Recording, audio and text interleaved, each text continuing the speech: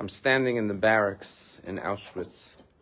As you can see behind me, these were the planks of wood where 6 to 10 women would sleep on each level of the 3 levels of the planks of the barracks. This happens to be the women's barracks. And as you know, my grandfather and my grandmother, Mendel Bosch of blessed memory, and Henya Bosch survived this camp, Auschwitz. And this women's barrack may have very well been where my grandmother Henya survived Auschwitz. Over 1.2 million Jews were murdered in this death camp. And we just came from visiting and praying and singing and saying Kaddish at the crematorium where their bodies were burnt. But only 7,000 survived Auschwitz. And to think about what a miracle it is that I am alive, when 7,000 made it to Liberation Day and 1.2 million were murdered here, it just magnifies the miracle of Jewish existence. But together with the tragedies that occurred here, there was so much goodness, righteousness, and kindness performed in these very barracks. We heard stories about women who lit Shabbat candles right here, who lit Hanukkah menorahs, who conducted Passover seders, and most of all, the acts of love and kindness from one prisoner to the other.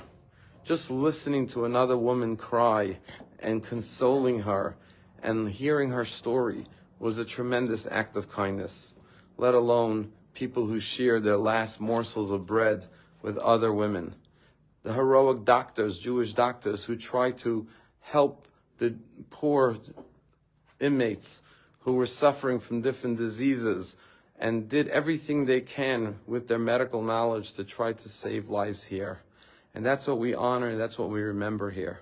This week's Torah portion is Tazria Metzora, which talks about a nega, an affliction that a person gets. And our rabbis say the cause of the nega was lack of generosity, of kindness.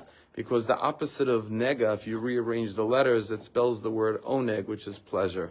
The greatest pleasure and joy and meaning in life, even under the darkest, cruelest, most evil, sadistic circumstances, like living in these barracks.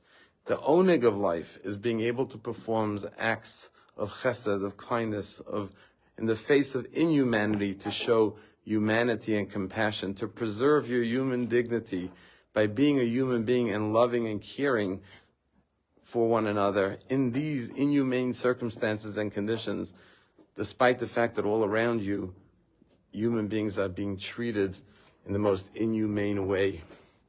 Howard Schultz, the founder, CEO of Starbucks, tells a story that he once went on a trip to Israel with a number of Jewish philanthropists, and they traveled around the country. And they had the privilege of meeting with the head of the biggest yeshiva in Jerusalem, known as the Mirror Yeshiva, where they met with Rabbi Nosson Tzvi Finkel. And they went into his study and sat around the table. And Rabbi Nosson Tzvi Finkel said to this delegation of Jewish philanthropists, "Tell me, what is the lesson of the Holocaust?" And he went around the table and each one tried to give an answer. One said, "Never again." The other one said, "Am Yisrael Chai."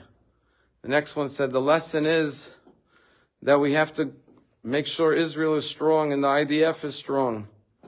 And Rabbi Nosson Tzvi Finkel said to them, "To me, the lesson of the Holocaust is that when the Jews arrived in Auschwitz, they got off the trains, and we just visited the location. They came off the trains onto the platform, and there were Nazis waiting there with dogs shouting at them, 'Schnell, schnell,' and they were forced to go, separated from their husbands, from their children, taken from their arms, and they were forced into the barracks after being stripped naked and being given this uniform. And they were told to lie down on these planks of wood where 6 to 10 women or men in the men's barracks would share one plank of wood.